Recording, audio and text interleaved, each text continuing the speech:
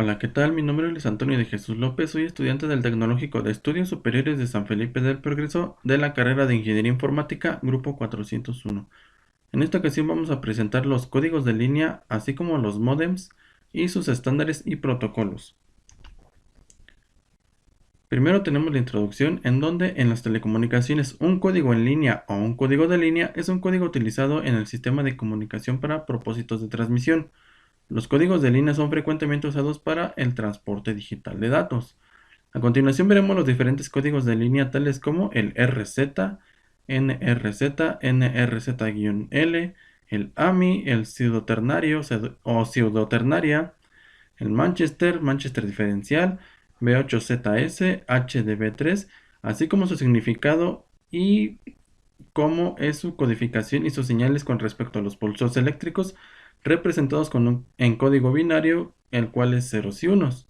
También hablaremos de los módems y cómo funcionan estos dispositivos, así como sus estándares de transmisión de datos y cuáles son los protocolos que manejan para el envío de datos entre las máquinas que van a transmitir entre sí. Primero que nada, ¿qué son los códigos en línea? Los códigos de línea fueron desarrollados para mejorar las prestaciones de los sistemas de transmisión. El esquema de codificación es importante y simple para la correspondencia entre los bits con los datos de los elementos de la señal. Los códigos de línea son frecuentemente usados en el transporte digital de datos, como dijimos anteriormente, y estos consisten en representar una señal digital transportada respecto a su amplitud y a su tiempo. Primero tenemos al RZ, que por sus siglas en inglés significa Return to Zero.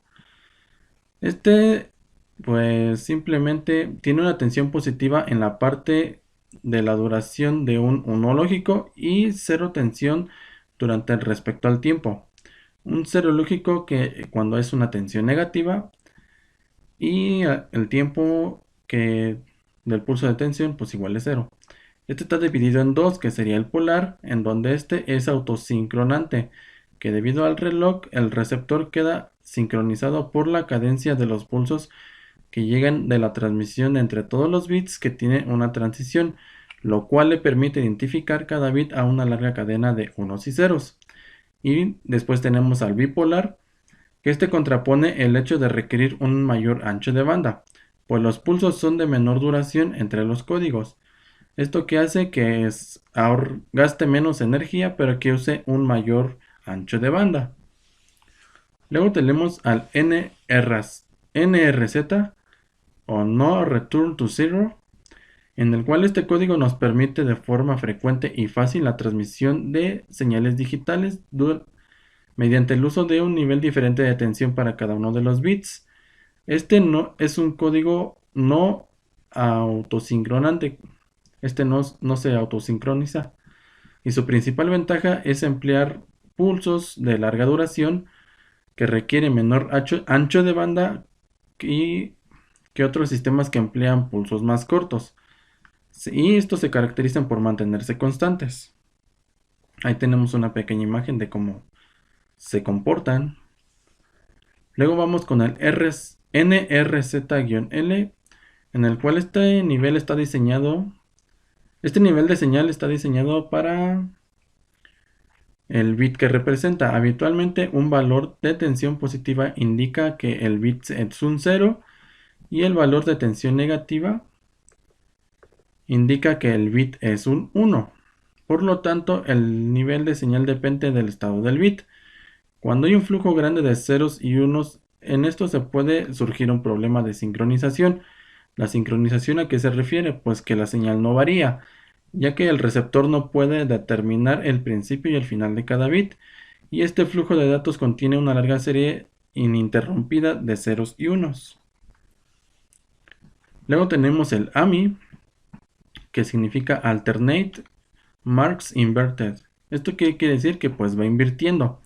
Esto se puede definir como un código bipolar con retorno a cero. La palabra marks viene de la telegrafía que significa 1, por lo que AMI significa inversión a 1 alterno, siendo el valor de tensión nula o 0 en el bit 0. Cuando tenemos 0 no hay ninguna señal eléctrica. Y cuando tenemos un 1, este puede ser positivo o puede ser negativo. Va alternando, como por ejemplo aquí lo tenemos. El 1 está en positivo. Y cuando volvemos a tener un 1, este baja a negativo. Cuando tenemos 0, se mantiene en nulo. Aquí volvemos a tener un 1, se sube a positivo y aquí tenemos un 0, otra vez un 1 y vuelve a bajar a negativo. Y así se va. Luego tenemos a la pseudoternaria. En este caso el esquema bipolar pseudoternario, un 1 representa por ausencia de señal y el 0 se representa como un pulso negativo o positivo. Los pulsos correspondientes de 0 deben tener una polaridad alternante. Es como decir codificando los ceros. En pocas palabras se puede decir que esto es lo contrario al bipolar AMI, en donde si tenemos un 1 se va a mantener en un valor nulo. Y cuando tenemos un 0, este va a ir alternándose, ya sea que esté en positivo o pase a negativo. Pero se puede decir que es lo contrario del AMI. Luego tenemos al Manchester, que es una inversión a la mitad de cada intervalo del bit para sincronizar y representar los bits. Una transición positiva representa un 1 y una negativa representa un 0. Cuando se tienen bits iguales y consecutivos se produce una transición en el inicio del segundo bit, al cual no es tenida en cuenta en el receptor al momento de decodificar. Las transiciones separadas uniformemente en el tiempo no son consideradas por el receptor. ¿Esto qué quiere decir? Que cuando tenemos dos bits consecutivos a la mitad de ese intervalo nos hace una transición. Como por ejemplo aquí tenemos un intervalo consecutivo, aquí tenemos un 1 y a la mitad de ese intervalo nos lo convierte a 0.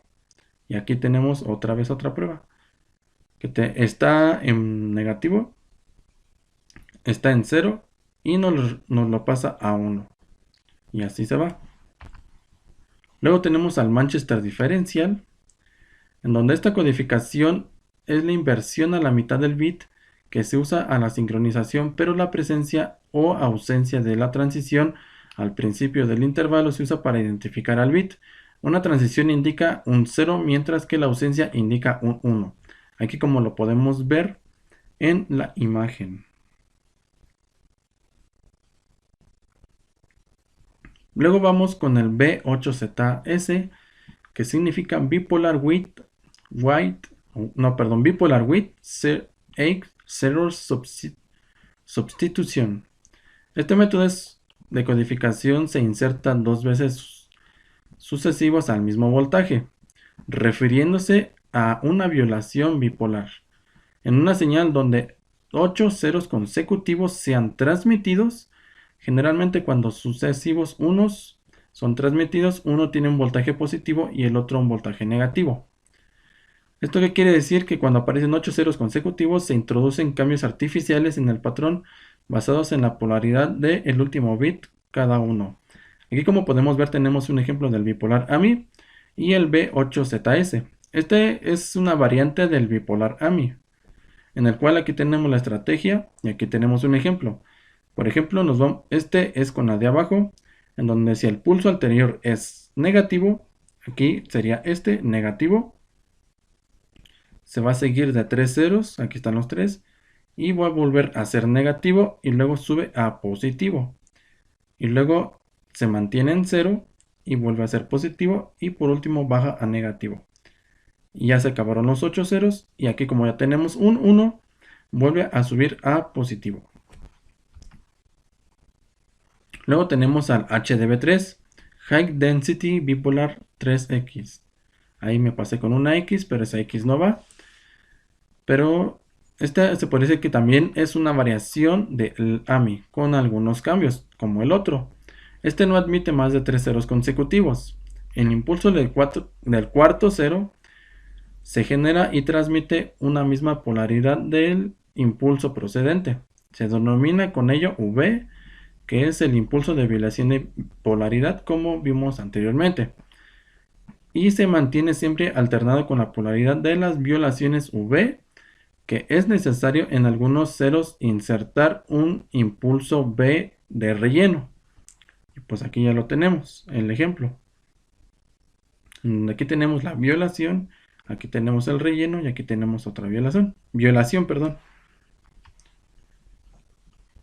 Bien, ahora vamos con los módems. Primero que nada, ¿qué es un módem? Un módem es un dispositivo que nos sirve para enviar una señal llamada moduladora mediante otra señal llamada portadora.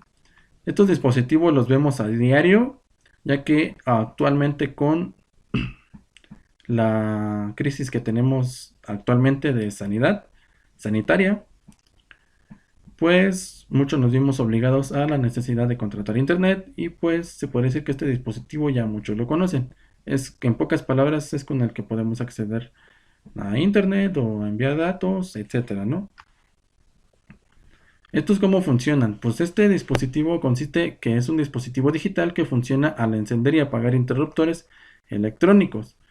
Las líneas telefónicas, de lo contrario, son dispositivos análogos que envían señales como una corriente continua. El módem tiene que unir el espacio entre estos dos tipos de dispositivos.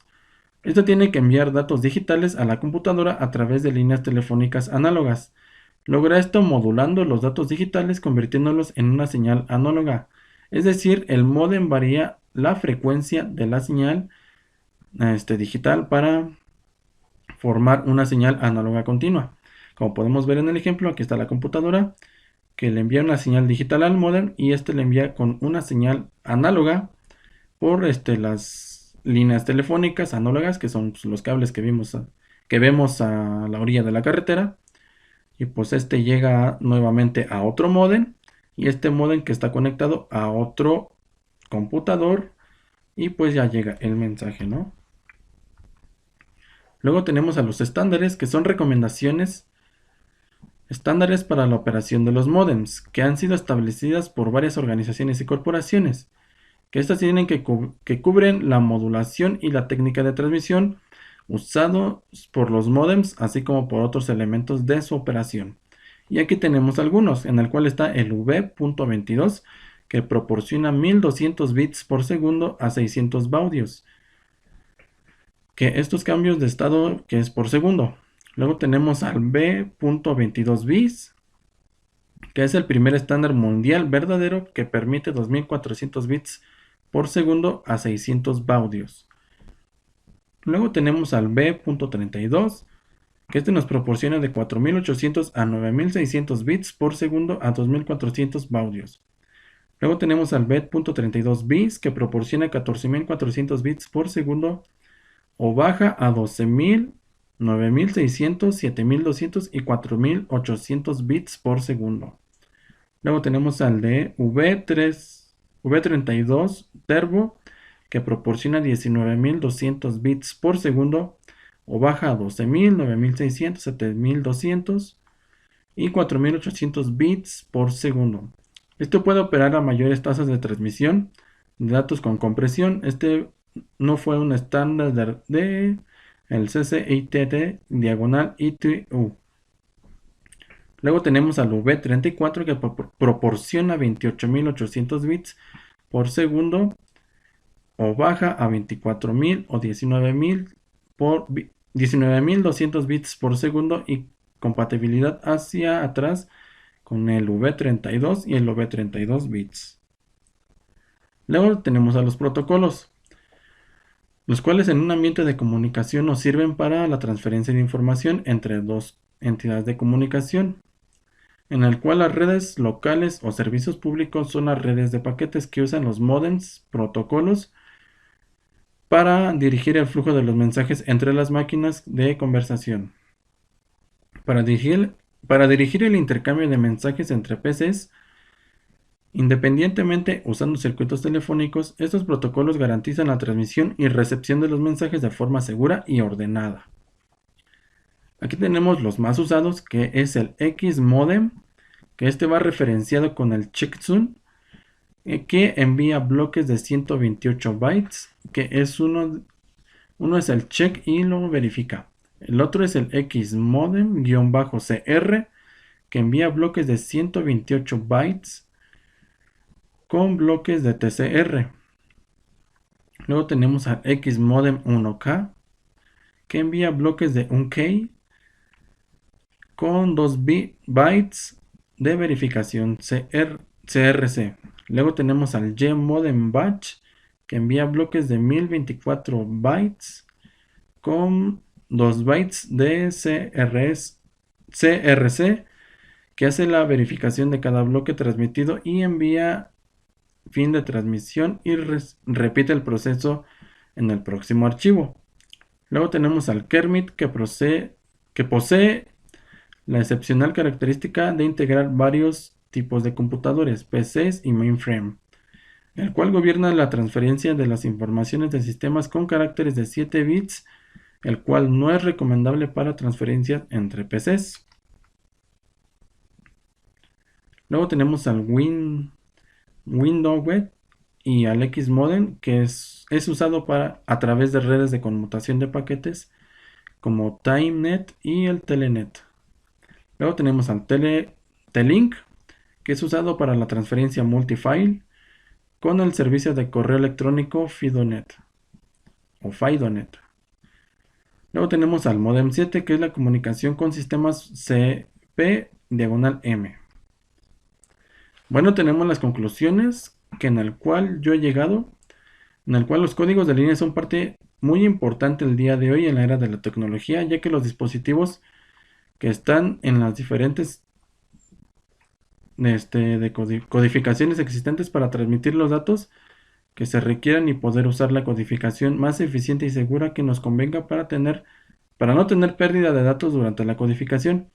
Además de que ahora sabemos cómo funciona cada codificación y nos damos cuenta cuál es el mejor método a la hora de la seguridad, y que además conocemos cómo funcionan los módems y cuáles son sus estándares para las velocidades de transmisión de datos y cómo funcionan, además de los protocolos que estos se encargan de que los mensajes partan de un destino sin errores y lleguen a su destino. Partan de un cierto lugar, perdón, y lleguen a donde tienen que llegar. Y bueno, aquí tenemos las diferentes referencias. Y eso sería todo de mi parte. Espero les haya entendido. De todas maneras, dejaré el link de la presentación aquí en la descripción. Y nos vemos a la próxima y bye.